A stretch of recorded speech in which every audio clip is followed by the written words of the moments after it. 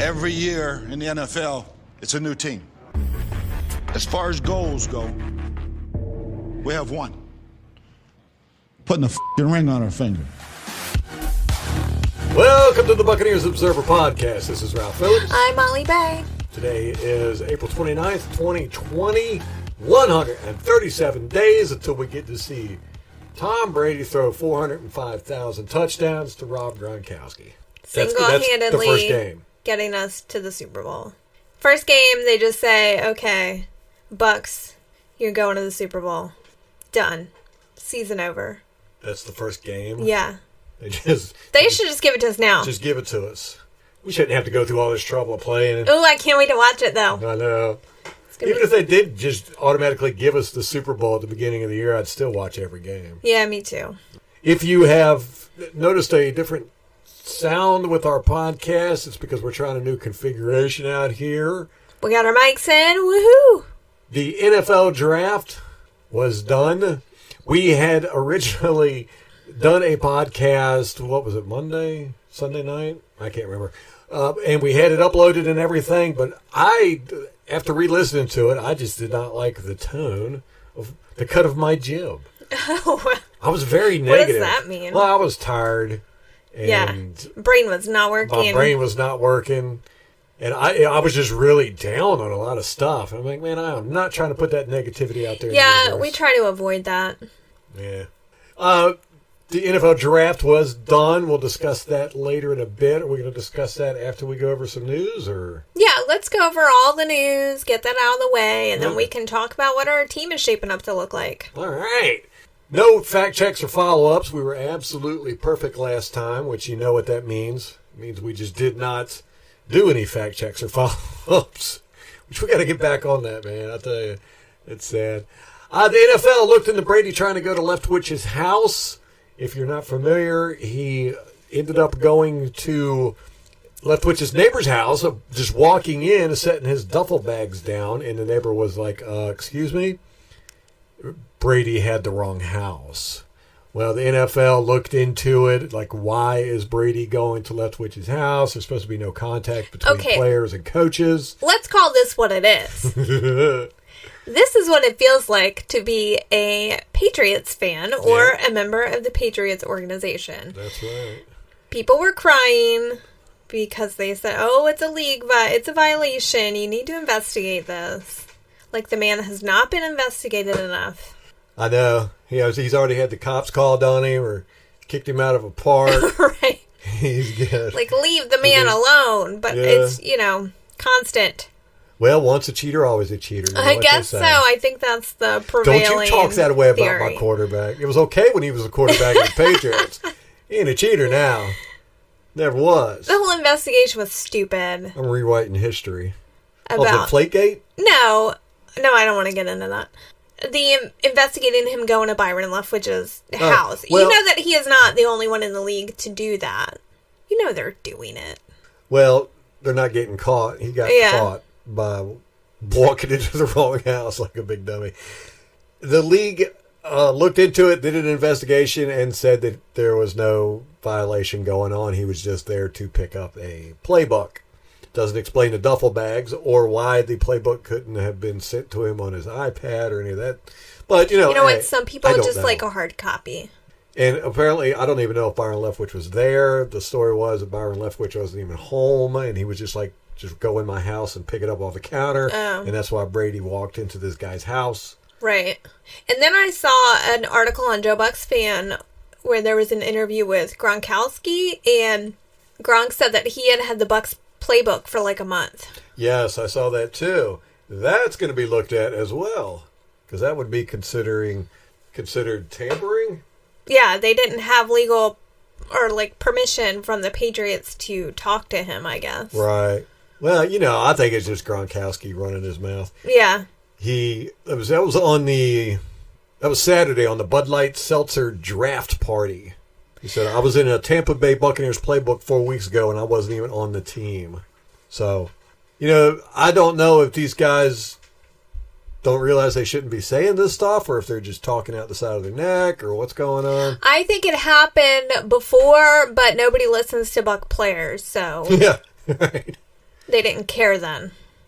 Sean Payton's probably having a Oh, hissy fit. that one. No, he now feels like he's got the upper hand. How so? Because he got Jameis Winston. Oh, yeah. Let's talk about that. Jameis Winston is signed with the New Orleans Saints. Okay. He is now an enemy. I wanted him to sign somewhere. I really did. We were rooting for him. Were. Yeah, not in the division. No, I mean, that's the wrong thing to do, man. to be clear, he is free to sign wherever he wants to go. Yeah, I don't blame him. I'd have been like the same thing with Gerald McCoy. I'd be pissed. Yeah. I'd be like, I'm going to go and become your enemy. But it's clear. I don't know if it was petty revenge. I don't know. He's taking peanuts to be there. He's got a $1.1 million 1-year contract. I mean, that is, out of all the quarterbacks in the league, he's getting paid. He's the 52nd highest paid quarterback. Here's backups, quarterbacks that are getting paid more than him. C.J. Beathard. Who? Right. Deshaun Kaiser. Chad Henne. Jeff Driscoll. Ryan Griffin. Our own very polished Ryan Griffin. Chase Daniel, Nate Sudfeld, Matt Barkley, Nathan Peterman is getting paid more than him. Hey, that guy is reinventing the position. Cooper Rush, I don't even know who he is. Colt McCoy, Matt Schaub, RG3. RG3 is getting paid more than Jameis Winston, who was the passing leader and touchdown leader last year. Here is a breakdown of... Marcus Mariota is getting more than he is. Wow. Here's a breakdown of his contract. He got a $148,000 signing bonus, a base salary of $952,000, but he does get $3.4 million in incentives. Is available. What are the incentives? I don't know. They don't know. Not released. It's interesting, and there was a quote today. It's just amazing. Where he said, quote, "Being a quarterback, you have to be a student of the game. So now I actually get a chance to dive into that more. I actually have a Hall of Fame quarterback that I'm learning from, opposed to trying to learn it myself or use Google." Now, I take issue with pretty much this whole thing. First of all we ever heard was what a student Jameis Winston was. He was first in the facility, first out. Mm-hmm. Yeah, he knew how to study. So if he was really a student of the game at the Bucs, why does he feel like at the Saints it's going to be such a better environment for him? 1. 2, he says, as opposed to learning it by myself or use Google. I guess he couldn't have approached Tom Moore or Clyde Christensen or Bruce Arians or Byron Leftwich. I mean, these are all people that were surrounding him that were supposed to help him succeed, but he didn't think to use them. Yeah, he had the best stable of coaches around him as far as quarterback. I mean, that is the whole point of a coach. Byron Leftwich used to play quarterback in this league, on this team. And, maybe he's not a Hall of Famer by any means, but there was plenty of stuff there to ask. That he was getting all kinds of... I don't know. It's just Jameis kind of took a little dump on the Buccaneers there. Well, he kind of took a dump on us by signing with the Saints. So, you're dead to me, Jameis. I was rooting for you, but you're dead to me. We hope you fail. As long as he's with the Saints, yeah. I do think a large part of the signing was an intel. Yeah, it was more about probably. Intel. Mm-hmm. Jameis spent a year in this system, so he'll know how BA operates. Whereas it didn't make any sense for the Saints to sign, for instance, Cam Newton, because the system Carolina was running while he was there is no longer there. So it wouldn't have made sense for them to. Yeah, you're not going to get any intel from Cam Newton, except on maybe some advice on how to dress. Fashion, badly. Yeah. Bad fashion He's advice. Gotcha. Yeah, Jameis Winston, that $1.1 million is worth it, just the little bit of information he can give, which he could probably give quite a bit of information. Yeah, I think so too. So, little stinker. Yeah, and, we'll see how it's only a 1-year contract. Just long enough to get some intel out of him. Yeah, exactly. They're going to cut him before the trade deadline or something. But, it's not clear where he's going to be on the depth chart because they did extend Taysom Hill. It was a 2-year, $21 million contract, and all we've heard is how Taysom Hill is the quarterback of the future there. So I'm not really sure what capacity Jameis is going to be in. He may come in when they want to take a shot down the field. Drew Brees comes off, Jameis comes on, lobs it. Yeah, Drew Brees and Jameis Winston couldn't be much more different quarterbacks. No. You know, Jameis Winston had the most pass attempts of 15-plus yards last year. Drew Brees had I think it was the least most. It was like 22 compared to Jameis Winston's 152. Of course, Drew Brees was hurt, didn't play a full season, but still, he's just not a big throw-it-down-the-field type guy. I think Jameis can learn a lot from Drew as far as pocket presence and making good decisions. Except buying jewelry. Yeah. That's not good decisions. I said, I meant on the field, not off the field. You got any further thoughts on Jameis? Yeah, it's just, that's a very strange thing. Cam Newton, Jameis Winston, it was like neither one of them were getting any interest. There was originally, when Jameis Winston came out and said he was going to sign with New Orleans, his agent or somebody said that he denied a lucrative offer from the Pittsburgh Steelers to be able to go and play behind Drew Brees. Well, Ben Roethlisberger. I follow you. I follow you now. Never mind.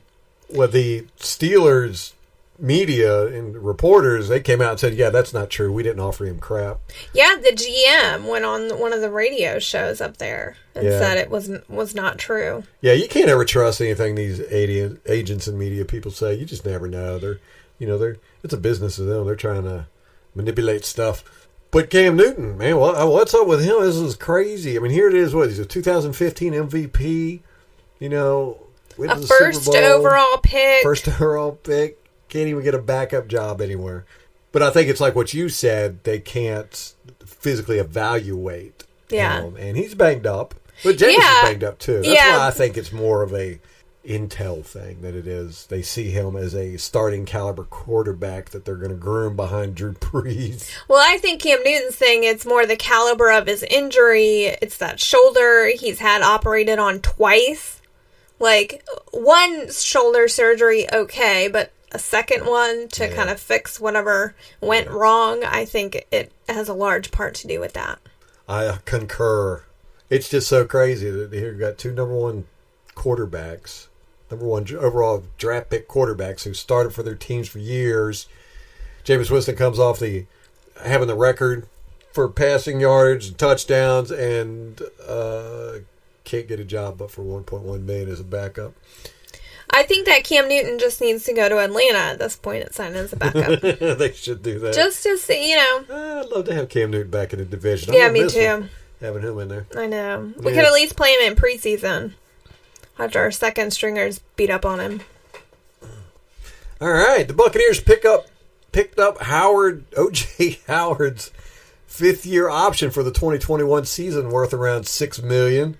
So that kind of quashes any trade talk, I think. Not really. You don't think so? No. Well, we did the same thing with Vernon Hargreaves. We picked up his fifth-year option. Okay, fair enough. Boom, out the door. Joe Bucs fan wrote an article. This was from the 23rd, so it's kind of an older one, saying that O.J. Howard is eager for a fresh start with a new NFL team, and it's not a post-Gronk trade development for the Bucs. So he learned that from a trusted source. According to Joe Bucs fan, he's not demanding a trade or like having a tantrum, but he's, quote, is over the Bucs at least as much as it appears they are over him. Gotcha. Well, yeah, I think we had talked about that. Don't know how much of it is true or not. There might be some business stuff involved with this. It might be making it easier for them to trade him if they pick up the fifth-year option. I don't know. I just don't see how a trade is going to come through. When we tried to move him last year, didn't happen, and then... Supposedly, and then this off-season, Yeah. They supposedly try to move him again. It's so weird with him. I do not understand. I don't know if maybe, and I'm just spitballing here. I know nothing. You know nothing. Yeah, I know nothing. He might be unhappy with how they're using the tight ends, or him in particular, because his forte, he is a pass-catching tight end rather than a blocking one, and they have him blocking most of the time. Most of the tight ends, they do. It's just they don't really utilize the tight ends in the passing game that much compared to Dirk Hutter's system where, we used him a lot. So I don't know if there's kind of a... Yeah, he probably doesn't like blocking. I get the impression watching him on film. He obviously does not like blocking because he's horrible at it. He doesn't give it his all, that's for sure. Let him do that to Tom Brady. Yeah. I think that'll end real quick. Yeah. But, if you have somebody on the team like that who's got a bad attitude, I mean, we kind of saw it with Vernon Hargreaves and special teams. Like, it was apparent he was not trying to be on special teams. And eventually he gave no effort and they just pulled him. So, just makes you wonder. And I don't think that you can really tolerate that kind of attitude. No, at all. I mean, these guys should feel totally privileged that they get to play this game for millions of dollars. Don't go out there and act like a prima donna that you don't want to do certain things. Come on, man. I would do it for $10,000. I'd block somebody. The NFL is reportedly considering a mid-October season start if the league has to push back the start date due to the coronavirus mess. They're aiming for a mid-October start with no bye weeks, no Pro Bowl, and a February 28th Super Bowl, according to reports. I'm of the opinion everything's going to start on time. It looks like we're all gearing back to get back to work and get back out there. I'm dying for it. I think so, too. I think the question is how much of an impact will it have on teams to not have an off season? I mean, right now we're kind of cutting into the voluntary mini camps. Mm-hmm.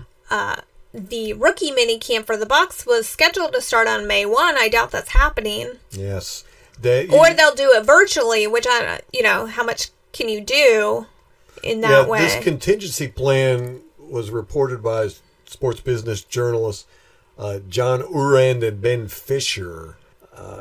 If the league can't get started on time, and like you said, if they can't get these young guys out there practicing and all that, they might just go ahead and decide to do this anyhow. Yeah. Right, like, what's the line? Where's the line? Right. Like, is it if we get into training camp territory and they're not able to operate at full capacity, is that the point where you kind of delay everything? Yeah. That would be my thought. That'd be a huge thing, though, to delay it that much. I mean, mid-October? Yeah, that's like 6 weeks. Yeah. And then what do you do about the preseason? Is there no preseason? Or is that when the preseason starts?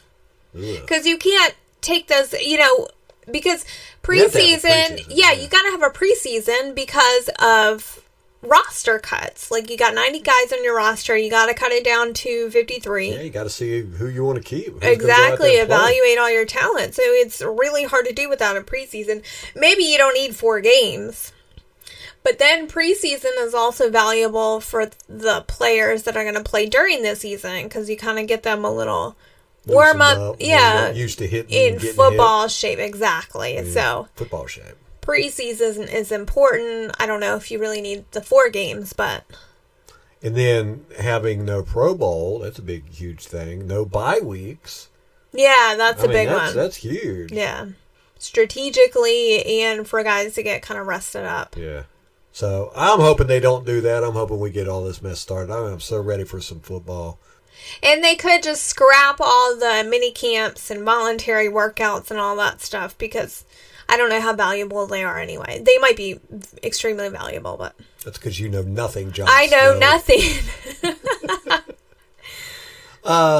Tom Brady did his all-in challenge. Remember that? They were doing bids on it? I do. Yeah, the winning bid was $800,000. I said it was going to hit $1 million, but I was a little short. I think the last time we talked about it was $750,000. It was in the 700s. Really? Yeah. But that's great, $800,000. And what's it going to? I don't know, feeding kids. right? He's already given a lot of money for that. Yeah, him and the Glazers have dumped a boatload of money into it. It does include tickets to a game-worn jersey and cleats, and your option to have dinner with him, or what was the other one? Something else. Or a workout. A workout, yeah. Yes, that's right. Dinner or workout. I say it right here. And I'm of the opinion I would definitely want to have dinner with the guy. Although, he's got a weird diet, so that might be uncomfortable. He's not going to make you eat it. I doubt he's cooking for you. It's probably a restaurant. He's not going to make you do it, but he's going to make you feel guilty. Okay. But, yeah, because I know, because, like, you order a cheezeburger and fries, and he's got some, like, avocado toast. It's avocado ice cream. Isn't that what it is? No, I get a drippy, oily, greasy hamburger served in a dirty ashtray, just to mess with him. Watch the disgust on his face. That's all I got for news. Oh, I have more. The deadline to register for 2020 cheer auditions for the Buccaneers is this Friday, May 1st at 6 p.m. How in the world did I not know this? How are you the one on top of that? I know, Ralph. What are you doing, man? What are you going to do if they don't have the cheer auditions? Cry. Oh, yeah. I'll have to finally get the sound working on my computer. So there is a link on the Bucs cheerleaders Twitter. It's at Bucs Cheer, all one word, to register. And that deadline's May 1, this Friday. Hey, and if you're a guy and you can dance, you want to cheer, go do it. They have the one guy on the cheer squad, and he's actually on the promotional material for the virtual auditions. I saw him a couple times on the sidelines during the games. Man, he was out there just moving it. He's getting it. He's enthusiastic. I can see why he made the squad. Yeah. Remember we watched him last year. He was fun. His routine. They were fun. Yeah. It's about dang time us guys get some equality in the cheerleading. Never took you for a feminist, Ralph. That's not a feminist. That's a meninist. Jason Light has said he hopes to reach a long-term agreement with Pro Bowl receiver Chris Godwin. So it looks like that's next up on they're kind of getting everything checked off. They got O.J. Howard done. Now it's on to Chris Godwin. Although we have no money, so not sure how that's going to go. Pay the man. Exactly.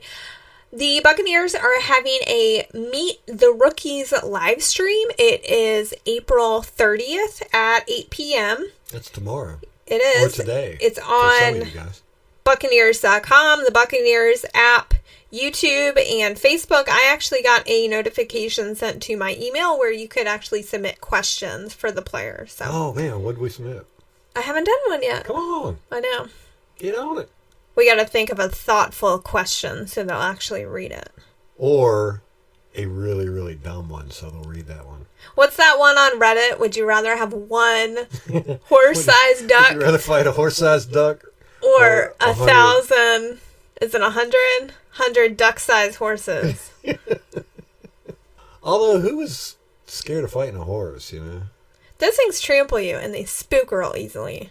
Yeah, that's it. They spook really easily. Yeah. So you just scare them away. They're so big. I don't know. I'd say not a fan of the wildlife. I'd rather replace it with a... Or domestic. Replace... I don't like big things that... Or just life in general. Could eat me or kill me. I don't go to zoos, the aquarium, safaris. She goes to the beach, but will only stand in ankle-deep water. That's true, too. When we go to the pool, she walks all the way around it. No, come on. I don't go in a pool. She hates birds. I do hate birds. We've talked about that before. Ralph and I have always talked about getting some property with some land. And I've always heard that llamas are really good security because they run straight at people because they're curious and it's intimidating to have a big animal run at you like that. So they're phenomenal security. But then I thought about taking care of one on a daily basis and realized I don't really like animals that much to be able to do it. Like I like dogs and cats and maybe some small rodents. But other than that, they freak me out. Why are you looking at me like that? First time hearing of this. Come on, you knew. I already bought some ladders for you. Or alpacas. They're I thought it was coming tomorrow. alpacas. I don't know. I don't know the difference. That's also probably a reason I should not have wildlife. Yes, that is a good I mean, they're reason. not wildlife. They're See, I keep saying that. But like horses, I'm real wary of horses. Being around them. I've never had a good experience riding one. Devin White would not like you. Yeah, probably not. Or Jack Cicci, isn't he? No, Kevin Minter. Minter. Yeah, Minter's a horse rider too. Anyway, that's my tangent for the day. I don't even remember how we got on that. Ooh, this is not Buccaneers related, but it is draft related. Of course, the Green Bay Packers drafted a quarterback, Jordan Love. And we all know Aaron Rodgers has to be thrilled to death. And Brett Favre went on the Rich Eisen show and confirmed as much. Quote, "I'm not going to talk about all that we talked," Favre said. He talked to I don't Aaron know. Rodgers? Is that... Yeah. Okay. He was, let's just say, surprised they went in that direction. Quote, "He has every right to be disappointed if he is. At some point, it will rear its ugly head." Oh my gosh, drama and Packers. I know, because Aaron is already pissy about this. Oh no, he is such a prima donna. I can, you have to appreciate what he's done for the game, what he is to the game. He is a good quarterback, elite, Hall of Famer, but he is a pissy bitch. Tell us how you really feel, Mom. I cannot stand him. You know what it was when he came to the Bucs field and cried about how bad the field was because he turned his ankle? Like, how many times has he been injured in his career? Every season. Yeah. Every season. Is that all the Bucs' fault? I don't know. Everybody's fault. It's everyone's fault but Aaron Rodgers. Man. Bet you'd love that. What was it, Sports Illustrated? I did. That article? It confirmed everything I already knew. Yeah, he came across as a really... I just had this really bias and bad it just person. confirmed. Spiteful, petty. Yeah. Yeah. One more piece of news and then let's get to the draft.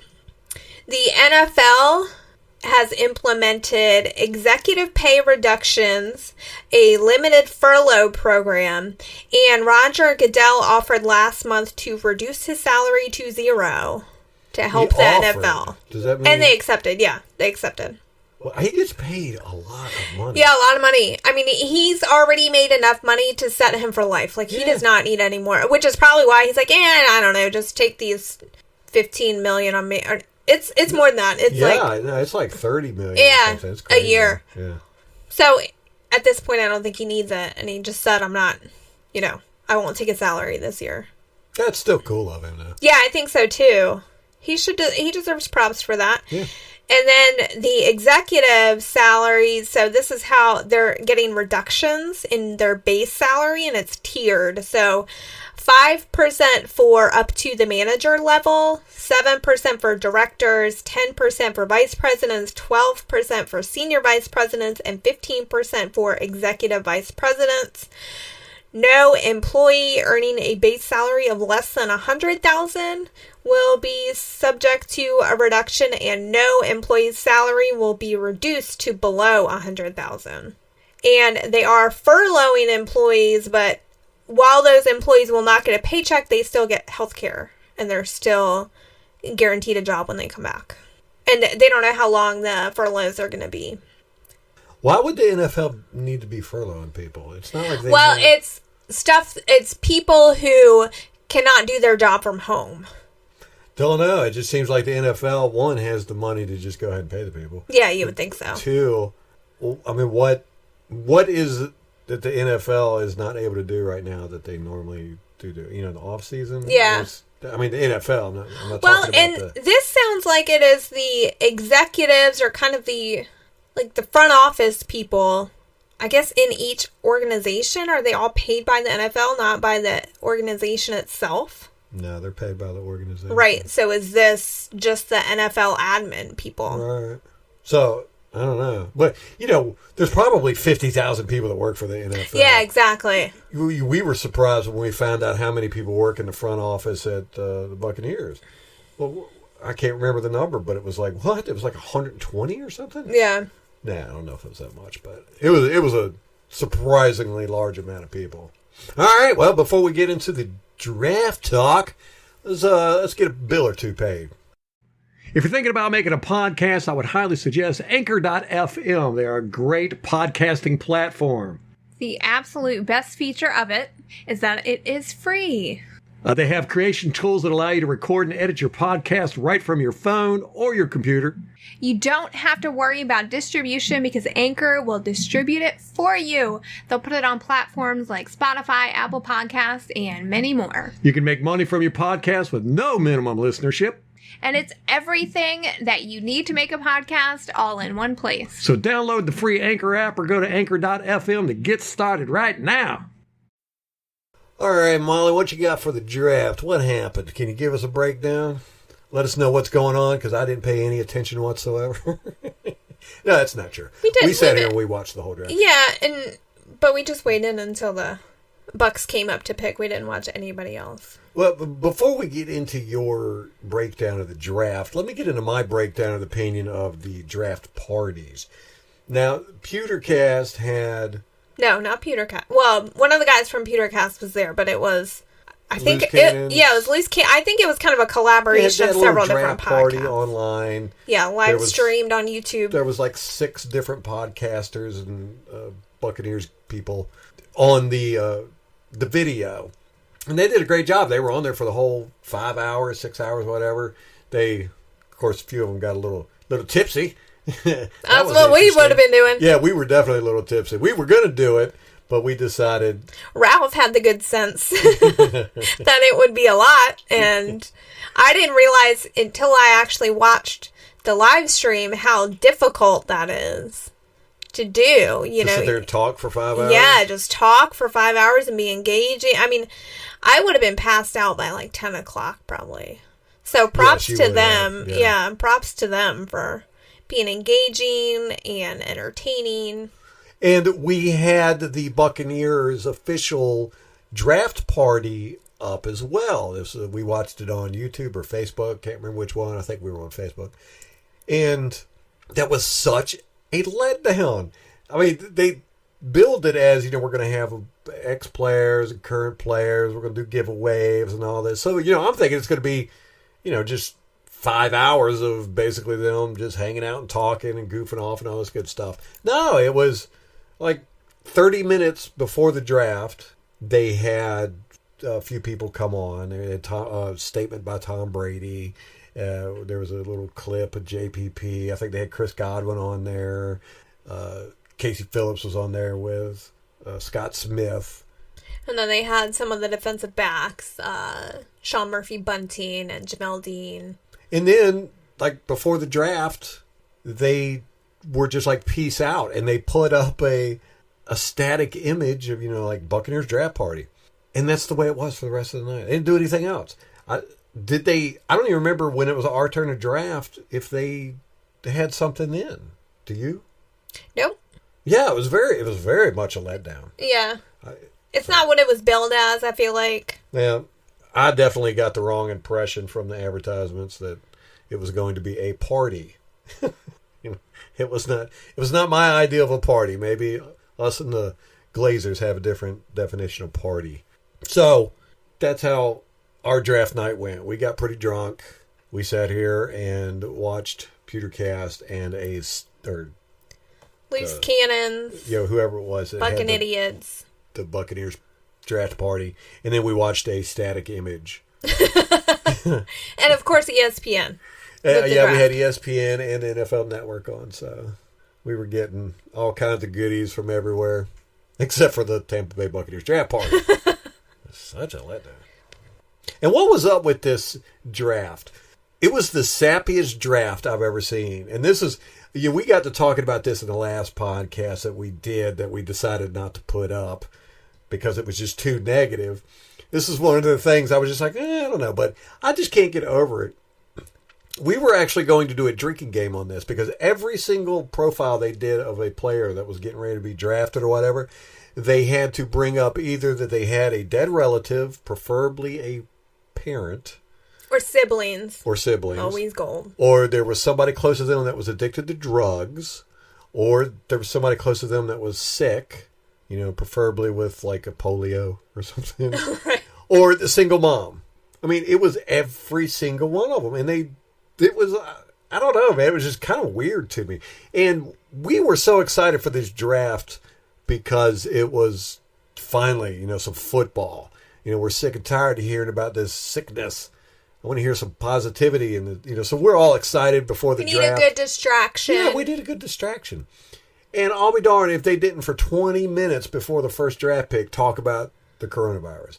And then every commercial was the coronavirus. And then they were constantly corona. And I was just like, oh, this is not what I came here for. And did you notice some of they had the first round guys had to teleconference from home.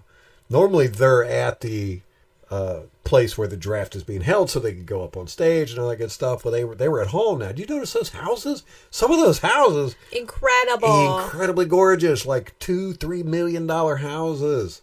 I was like, man, it ain't like it used to be. Right. It seemed to me like everybody was middle class and above. At least. Yeah.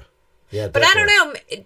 If you don't have a nice house, do you go to your friend with a nice house and say, let me use your house for the draft? Most of these guys. I might do that. I might want to do that if I were in that situation. I'd find the nicest. I need to rent a house down at the beach or something. Yeah. Or, I don't know, you could put up a green screen. Maybe they were green There's screens. always that. I just found that very, very unusual. I mean, I kept every draft. I'd look, wow, they got a really nice house, man. But I think the NFL, it's a new world. These guys are not, the impoverished youth that are, clawing their way up to the economic ladder anymore. These guys are, like you said, middle class and above. A lot of them are above. Well, to get to college. Yeah. That's not a lot of them. any This is small the feat. biggest draft of players' sons that I remember recalling. Yeah. I mean, there was a lot of players' sons in there. As a matter of fact, there was one. Gosh, who was it? I was like, oh my God, he's got a son? I am so old. Well, the safety that we drafted in the second round, his dad played for the Minnesota Vikings. Our boy Pittman, our running back, his son was drafted. Yeah, I this think year. top 10, top 15. That's crazy. He was just in the NFL 10 years ago, it seems like. That's so crazy. Nuts. All right, you ready to get into it? Yes. Well, with our first round pick, we had the 14th overall pick.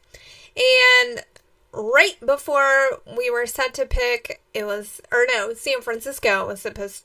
Yeah, San Francisco's pick at 13. They announced that the Buccaneers had traded up one spot, which is really weird. But Fourth round pick we gave up, right? We gave up a fourth round pick to move up Seventh? to get our boy tackle Tristan Wirfs from Iowa. Woohoo! Now, it came out afterwards. I think Peter King was reporting that Jason Light had tried to trade up into the top 10 with Oakland, the Jaguars, and he was ready to give up the house too. And those teams were not willing to trade. They had guys that they wanted. So Light reached out to the 49ers. He had heard that Joe Staley was going to retire. And in fact, he did shortly after the draft. Am I right? Yes. So he was concerned. Jason Light with the inside information. Yeah. So he was concerned that San Francisco would try to take their tackle. Mm-hmm. So that was why we moved up. It was a good move. It was a little confusing at the time. I was like, oh, why trade up just one spot? It just didn't make a whole lot of sense. But I guess strategically it did. And there were things that we didn't know. So we watched, was it Real Bucs Talk did a video on YouTube breaking down Tristan? Yes, very good. So what did you get video from that, and what do you think about it? The guy's got some work. He's definitely not Polished? Yes, polished. I mean, he doesn't look like an elite professional right tackle. He's got some flaws. Well, that's what Joe Gilbert said in the offseason last year, is that you can't take a offensive lineman right out of college and expect them to be, they can be starters, but they do have to develop a lot because in college they're not doing as complex of schemes as they do in the NFL. The guy is big and strong, and he's athletic. I mean, he can get out there and run, do some good run blocking. He can do good screens. So we're going to have fun with that. We could never do screens to the right because DeMar Dotson was just not good in open field. Oh, gotcha. Yeah, he was a big guy. Which, I feel bad about DeMar Dotson. I mean, he's gone. He's off the team. He's the longest tenured Bucs player we had. I know. He was here, 13 years, Yeah. something like that. And, he's just gone. There's no fanfare or nothing. I wish I wish that he would announce his retirement so that there could kind of be. I guess he's retiring. I don't know. I haven't heard. But we did the same thing with Vincent Jackson. Vincent Jackson was, at that point, he was the best free agent signing we had ever gotten, I believe. And he played well for us for a very long time. And then we didn't re-sign him. And he just quietly retired. And, it was just so weird that the Buccaneer fan base just kind of just erased him from their memory. It's strange. I see the same thing happening with DeMar Dotson, which a lot of people probably want to erase him from their memory. But he was a good tackle. He was decent, serviceable. Yeah, the Tristan Worst video by Real Bucs Talk, it was good. He did a really good job of breaking it down and showing stuff. I was expecting him to just show highlights, but I didn't realize until after we started watching it, that I realized that it was done 2 months ago. Oh, that's awesome. Yeah. That's cool. Yeah, he was going through it. But his conclusion was he didn't want the Buccaneers to draft him at 14. Really? Yeah, he said he's not good enough. Huh. Yeah. Interesting. But, it was a good video because he broke down his weaknesses and strengths and all that good stuff. He had, different clips from different games, and it wasn't all highlights. It was, he broke down some of the bad stuff and showed bad plays too. So good on you, Real Bucs Talk. Good video. Go check it out on YouTube. Yeah, if you get a chance, go search for it on YouTube. Yeah. Good information there. Or, I did see on Tristan's highlights, they were showing draft night that he does like a good pancake. He loves to pancake guys, and I love that for Yeah. an offensive lineman. That's like a offensive lineman's highlight play. When you can pancake a guy, that's like an interception by a cornerback or a touchdown. He's a big dude too. I mean, I know that they all are, but Yeah. he's a I don't big know. guy. He's not as big as DeMar Dotson was, right? Well, Dotson DeMar was is huge. like 6'9" or something Yeah, he was ridiculous. huge He's gonna look like a little guy over there. compared to DeMar Dotson. Yeah, compared to DeMar. But we needed that, so it's like in the Glazers took all the wishes of the fans, asked them what do you want the Buccaneers? Do you want anything you want? You just put it out there. If you want us to get a private plane for the players, whatever. And it's like the Bucs fans. Well, one, we want new uniforms. We want a throwback.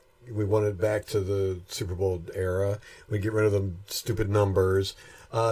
Two, let's make sure we get a tackle and some offensive linemen in the draft. Maybe running back or two would be nice. Some safety help. Three, you know what? We're just going to throw this out there. Let's get Tom Brady and Gronkowski.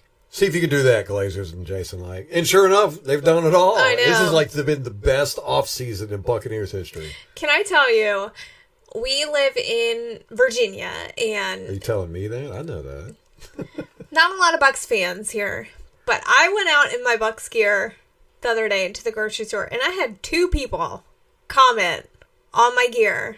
And of course, I didn't notice this till I put it on, but my hoodie that I wear all the time, it's the old logo with the comb over, the flag.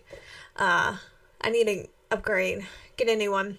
But I've never had that happen before, where people were acknowledging me as a Bucs fan. When we see other Bucs fans, they'll You say do the something, nod. You do the nod, or Go go Bucs, Go or Bucs. something. Yeah. Or just shout out Buccaneers. Yeah. And but yeah, you have people from other teams coming up and saying, "Hey, what do you think about Brady? How do you like that Brady?" The one guy said, "Are you happy about Brady?" And I'm like, "Heck yeah!" And he said, "Me too. I'm a Bills fan. I'm glad he's out of the division." You know, all those fans are so ecstatic. Yeah. But come to find out, it's Belichick and not Brady, and he just beats them up for the next 20 years. I know. With I don't know. He might have his dog doing it. That was so funny in the draft. They showed the general manager and Belichick each in their home, which Belichick had a very modest home.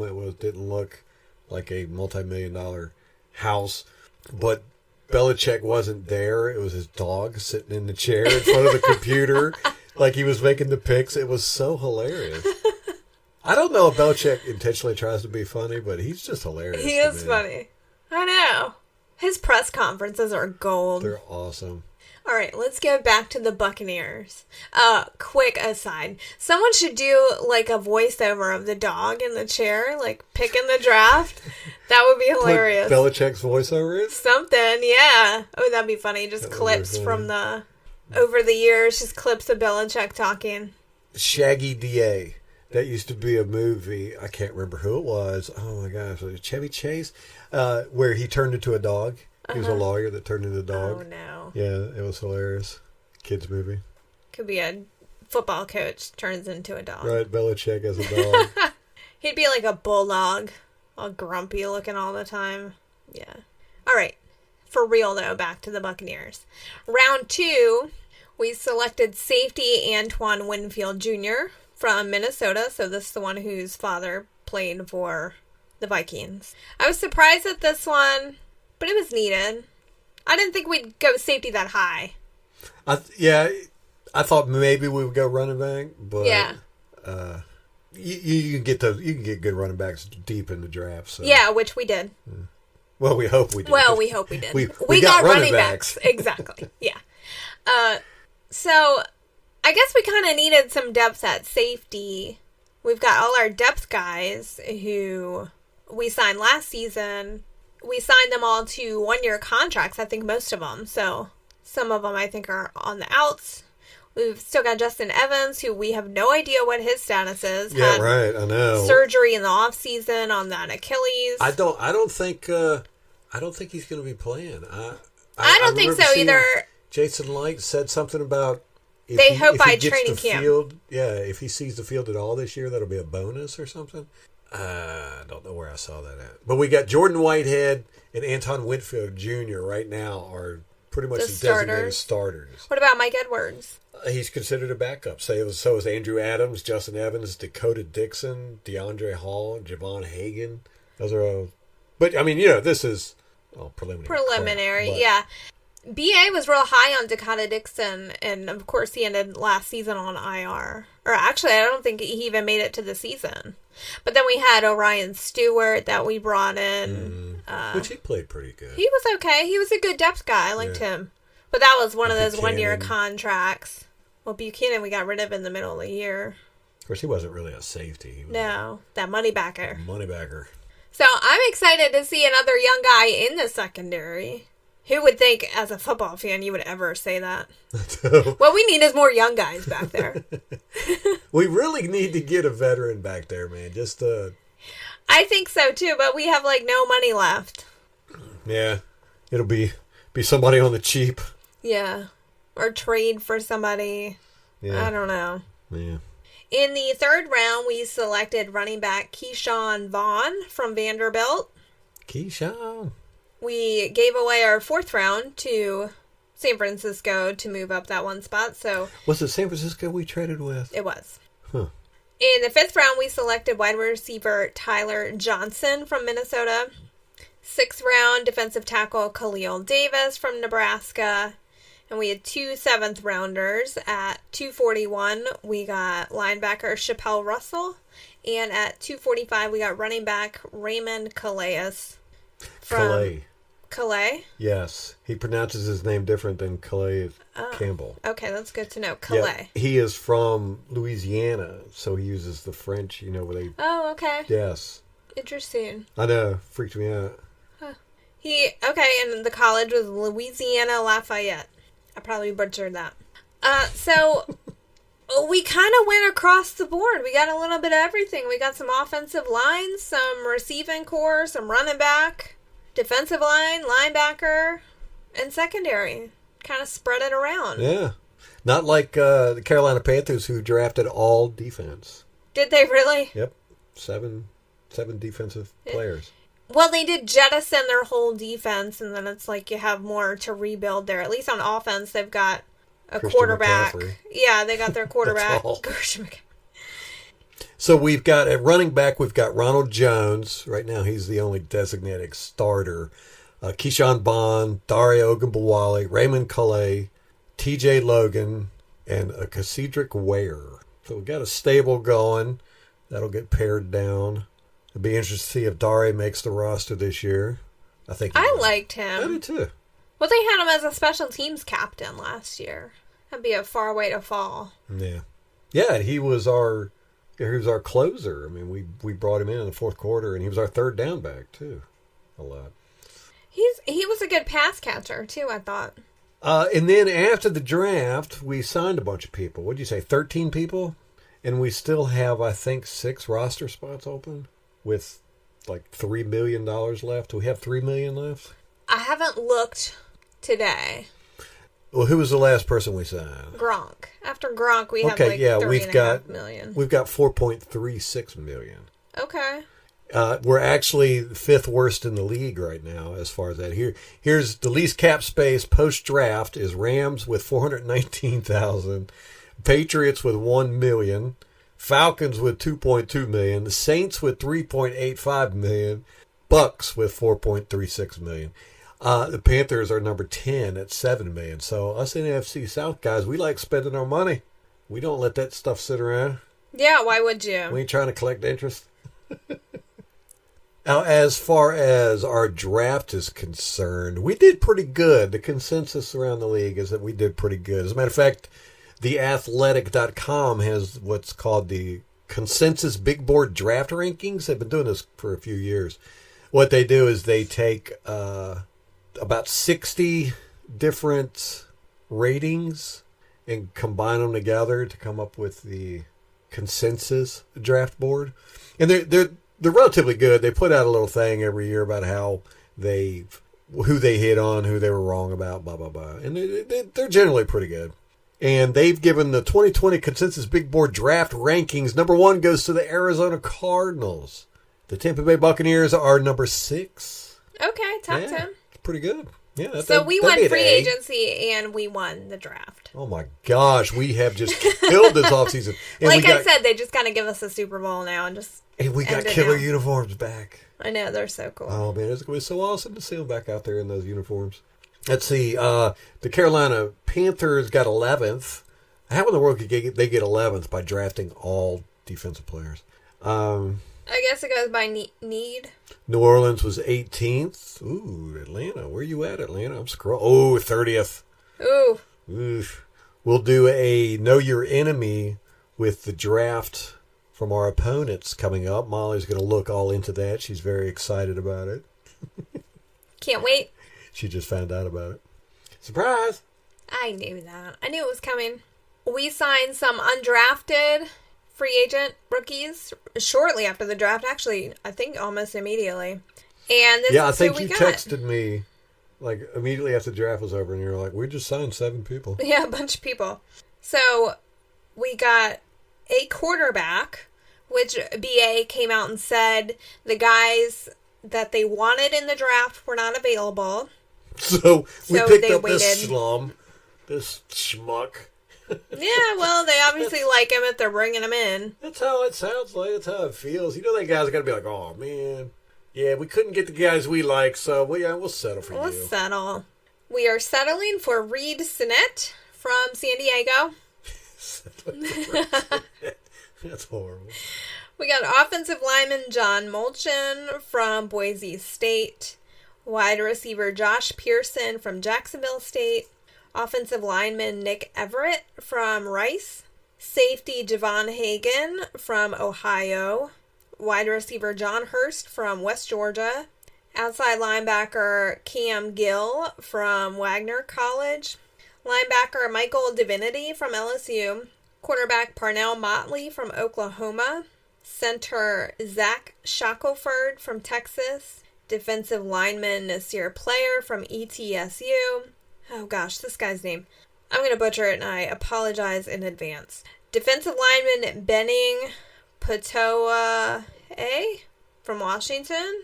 He's the one that played with Vita Vea, isn't he? Oh, maybe, I don't know. It looks like he's got one of those names. like a Pacific Islander with the apostrophes and a lot of vowels. And lastly, wide receiver Travis Johnson from Montana State. Yeah, Patoe played alongside Vea at Washington. Okay. I wonder if he's got half as much. No, me and you talked about him last year, about how if we were going to draft him this year. But Vea also had somebody last year on the team that played with him. Yeah, it was somebody last year. I think that's who. So, the chances of this guy making it. But then again, we need somebody to fill in for Bo Allen. That's true. Yeah. You got Jeremy Ledbetter, who I really liked the way he played. And Patrick Didn't he get O'Connor. hurt? Yeah, I don't remember. We got Nacho. He's going to be in there in rotation. He's going to make the roster. Jeremy Ledbetter, he'll probably make it. Pat O'Connor, he'll probably make it. So, Benning Patoa probably won't make it. He's just really going to have to bust his butt to make the roster.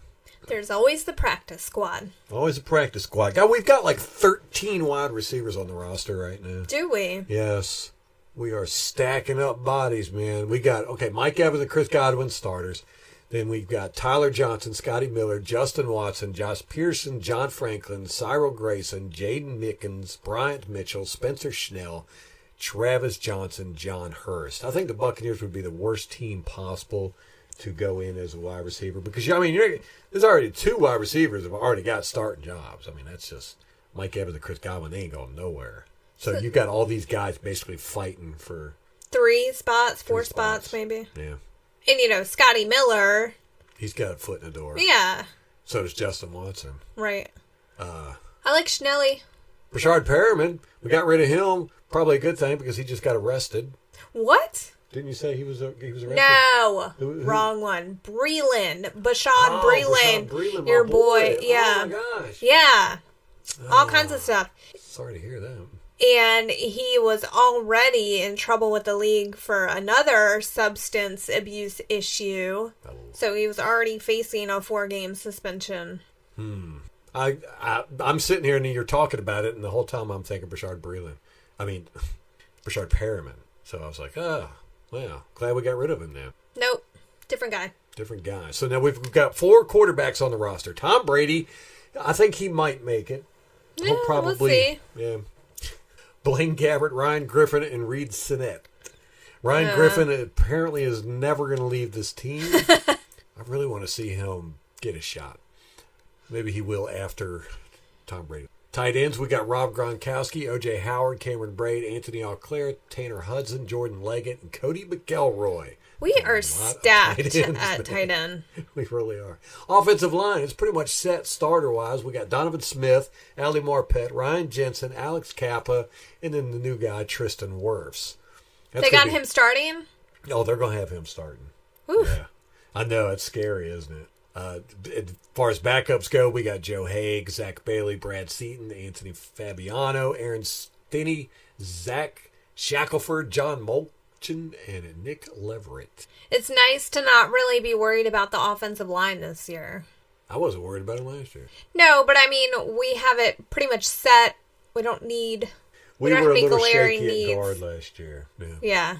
Well, in depth, too, we dealt with injuries. Yes. Outside linebackers, Shaq Barrett and Jason Pierre-Paul. I'm pretty sure they're both going to make the team. Anthony Nelson, Kazim Daniels, Quentin Bell, Michael Divinity. That's a cool name. And Cam Gill, Michael Divinity. That's an LSU guy. Undrafted. We've got a lot of LSU guys on our team. I think the whole NFL does. They're all... Yeah. Well, LSU, man, they kick out some good linebackers. Yeah. The Divinity guy, he was... missed 6 games last year due to suspension, reportedly for multiple positive drug tests. Yeah. Him and Gronk all fit in well, huh? He had 23 sacks in his last 2 seasons at Tiny Wagner College, though. He's 6'2", 232 pounds. Kind of small for an outside linebacker. Inside linebackers, we got Levante David and Devin White. Pretty sure they're going to make the team. Then we got Kevin Minter, Jack Sitchie, Noah Dawkins, and Chappelle Russell. Minter will probably come back. Sitchie's going to come back. I'm glad to see Sitchie back. I liked him. Cornerbacks, Carlton Davis, Jamal Dean, Sean Murphy, Bunting. Backups are Ryan Smith, MJ Stewart, Mazzy Wilkins, our boy Mazzy. Herb Miller, and Parnell Motley. We need nobody back there. We have no veterans. Ryan Smith is like the oldest, probably. That is That's crazy. scary. Oh, my gosh. Safety, Jordan Whitehead, Antoine Whitfield Jr. right now listed as starters. Mike Edwards, Andrew Adams, Justin Evans, Dakota Dixon, DeAndre Hall, and Javon Hagan. We went over them earlier. Special teams, kicker Matt Gay is still around. Punter Bradley Pinion, locked in. Long snapper Zach Triner is still with the team. So, I'm really happy. It was a good team at the end of the year. We've retained the vast, vast, vast majority of the guys we needed to retain, and we've upgraded heavily in major positions, mainly quarterback. We should have been a playoff team last year. There's no doubt about it. I mean, we were that good. We beat ourselves. Yeah, we didn't put it all together all at the same time. Like, offense was firing on all cylinders, and the defense was not. Right. And then the defense came on, and then the offense, Jameis Winston, took a slump. Yeah, I mean, we've been rewatching games from last season, and the beginning of the year, our running game was killing it. I mean, Peyton Barber was chewing stuff Yeah, up. the run blocking was great. Yeah, it was very strong, but then our secondary couldn't stop anybody. Yeah. It was just very strange. And then when the secondary picks it up, our running game couldn't go anywhere. It was very strange, very strange. Never had a problem with our receivers, that's for sure. We had a problem with the guy that was throwing them to the receivers. Well, we had problems with the receivers as far as them getting injured. Yeah, the hamstring issues. So our depth was not great. But they stepped it up, I thought. They did. Well, they did, but I'm just... Except that Tennessee game. They didn't know which way they were going. Yeah. It was quite a I mean, Rashad Perriman, he really stepped it up when he got the chance to start, but then anybody else behind him didn't. Like Scotty Miller, where was he? Justin Watson. Yeah. In particular, after Chris Godwin got injured. Right, I see what you're saying, yeah. Yeah, Perriman definitely stepped it up. But the rest of the guys didn't. That's my point. Yeah. So, we were a playoff caliber team last year. We kept beating ourselves. And mainly, I said this in the last episode of the last season, right after the last game, Jameis Winston cost us, And then when I did the analysis and everything, I was like, Jameis Winston cost us 3 games. You got to say that, 3 games. That's like the minimum you could say. There's 3 games. You add those 3 games in, and then you add Tom Brady in, you're looking at the minimum. If you say Tom Brady's going to win us, I don't know, we'll be conservative here and say 2 games. You're looking at, that's 11 games right there. We won 7. If Winston wouldn't have.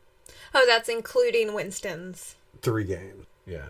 Tom Brady's not going to lose us 3 games. Yeah. And then you throw on 2 just because he's Tom Brady.